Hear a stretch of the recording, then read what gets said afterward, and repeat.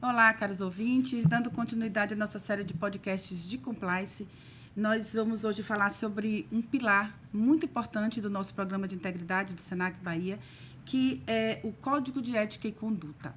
Estamos hoje aqui novamente com a nossa querida Roberta Foppel, ela que é advogada, especialista em compliance, conselheira de administração, também ela é especialista em governança corporativa, ESG, diversidade e inclusão. Doutora Roberta, bem-vinda no nosso podcast sobre Código de Ética e Conduta. Muito obrigada, novamente uma honra participar desse momento com vocês e colaborar para esse momento de transformação e conexão com novos públicos através aqui dessa comunicação do videocast. Ótimo, Roberta. O Código de Ética e Conduta é um dos pilares mais importantes, como eu já mencionei, e diante desse contexto, né, dessa importância tão grande para que um programa de integridade seja implementado, eu te pergunto, Roberta, eu já começo a lhe questionar sobre qual é o impacto na cultura de integridade de uma empresa, de uma instituição, de uma organização, de modo geral, que tem o Código de Ética e Conduta. Eu costumo referenciar o Código de Conduta e Ética como a bússola que aponta o caminho, que aponta o norte a ser seguido. O Código de Conduta, ele traz ali objetivamente o comportamento desejado e esperado para todos os colaboradores daquela organização, daquela instituição, daquela empresa. É o farol que efetivamente vai iluminar o caminho das pessoas para atingir o objetivo da cultura organizacional, da cultura ética. Então, o Código de Conduta, ele é um elemento fundamental e preciosíssimo do programa de integridade. Eu costumo dizer que ele tem que, inclusive, ser bem principiológico, até para ser um pouco mais curto, até por não poder prever todos os comportamentos humanos, para que dali possa defluir e surgir políticas que vão estabelecer melhor cada um dos pontos tratados.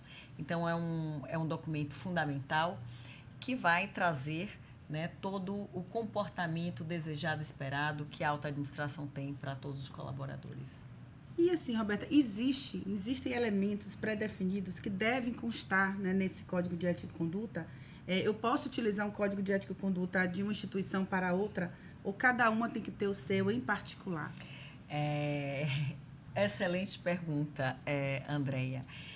Como elemento pré-definido, eu tenho um elemento pré-definido, que é trazer a identidade da organização.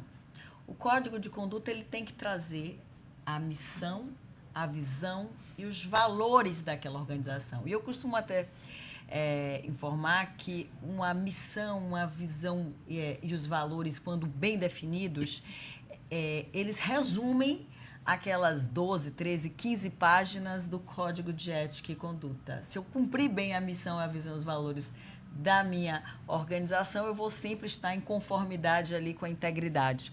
Mas eu não posso, de forma alguma, mesmo estando no mesmo setor, utilizar o Código de Conduta de uma outra empresa ou de uma outra organização, ainda que a gente tenha diversas semelhanças. Porque ele tem que ser resultado...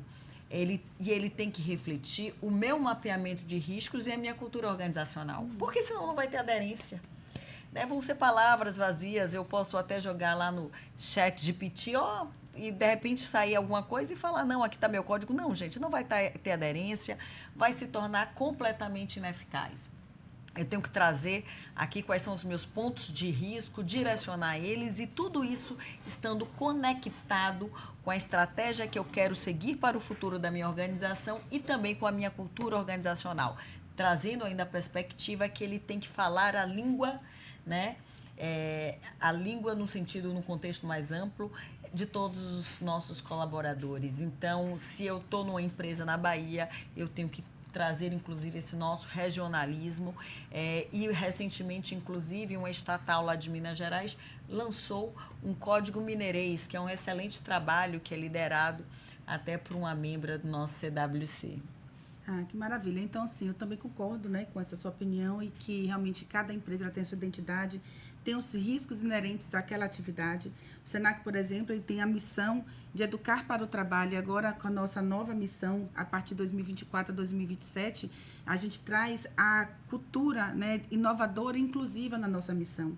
Né? E por essa razão, por a gente ter esse código de ética específico para cada instituição, nós vamos entrar agora numa fase que vamos fazer uma reformulação, a terceira reformulação do nosso Código de Ética e Conduta, exatamente para a gente trazer também essa nova missão para a partir de 2024, os nossos novos valores e procuramos identificar, sim, no nosso Código de Ética e Conduta, os valores da instituição. Hoje nós temos valores que são voltados para a ética, para a transparência, para a inovação, para a responsabilidade social, também para a diversidade e a transformação social. Então, nessa reformulação, a gente vai identificar o que já existe relacionado a esses valores no nosso Código de Ética e Conduta, e daí nós vamos verificar o que a gente precisa acrescentar, né, em relação a todo esse novo contexto que está sendo apresentado, a nossa missão e os nossos valores. Trabalho sensacional, Andrei, até porque o Código de Conduta ele também é ponte de conexão para esse movimento futuro. Ele tem que trazer também todo esse contexto regulatório que estamos vivendo e de evolução como sociedade, né, e uma sociedade mais complexa, né, ele tem que trazer elementos para que eu possa gerar longevidade e sustentabilidade para a minha organização. Então, até porque isso representa o risco se eu estiver desconexa dessa sociedade, se eu estiver desconexa dessas novas relações. Então, o Código de Conduta ele tem que estar sempre sendo revisto, e parabéns por esse movimento, porque ele deve refletir também aquela sociedade presente. Exatamente, porque o Código de Ética ele traz como a gente se relaciona com os nossos stakeholders, sim, né, com os nossos parceiros, como a gente se relaciona com os nossos clientes, nossos fornecedores, qual o comportamento esperado dos nossos colaboradores. Né? Então, todas essas situações são colocadas e estão presentes no nosso Código de Ética e de Conduta. Os nossos colaboradores, quando eles chegam na instituição, eles recebem o Código de Ética e Conduta. Então, eles recebem e a gente espera que eles também leiam o Código de Ética e Conduta. Então, convido até todos vocês a dar uma olhadinha, né, no nosso Código de Ética e Conduta. E, a partir do ano que vem, vamos apresentar um novo Código de Ética e Conduta, né, já reformulado, contendo alguns elementos que nós achamos importantes, né, para que a gente tem exatamente o nosso planejamento estratégico refletido ali, a nossa missão e os nossos valores. Então, Roberta, quais são os desafios, né, mais comuns que as empresas enfrentam para implementar o Código de Ética e Conduta nas organizações? Primeiro, eu tenho que mapear bem os meus riscos, conhecer bem a minha cultura organizacional e entender todas as minhas partes interessadas, acompanhar toda essa questão regulatória. Esse movimento ISD muito grande, que trouxe aí diversas reformulações em diversos códigos de conduta, porque eu tenho que refletir isso. Então, eu tenho que atender a todas essas demandas, mapear bem meus riscos, conhecer bem minha cultura organizacional, saber o que parte da minha cultura organizacional precisa e merece ser transformada, porque eu tenho que fomentar a ética, atender os meus stakeholders e também está conectada a essa sociedade moderna e a todas as regulações. É um conjunto. Eu acho que congregar tudo isso é um desafio, mas é um desafio maravilhoso, porque quando você faz esse trabalho, você se atualiza, você promove conhecimento, você entende melhor a organização, você dá os próximos passos a seguir. É um processo de evolução coletiva, né, como organização. Então, Roberto, eu complemento como também a questão do engajamento, né, a adesão desses colaboradores, de todos os nossos parceiros, o conhecimento do Código de Ética e Conduta por parte de cada um deles que faz parte, né, que está ali dentro do nosso Código de Ética e Conduta. Então, isso faz parte também dos nossos desafios, fazer com que essa informação chegue até cada stakeholder que está previsto ali no nosso Código de Ética e Conduta. Um dos aspectos importantes também é a questão da sustentabilidade, né, ambiental, que é uma preocupação que nós temos, e com as questões relacionadas à diversidade, à inclusão, né, e também à não aceitabilidade de qualquer práticas discriminatórias e preconceituosas.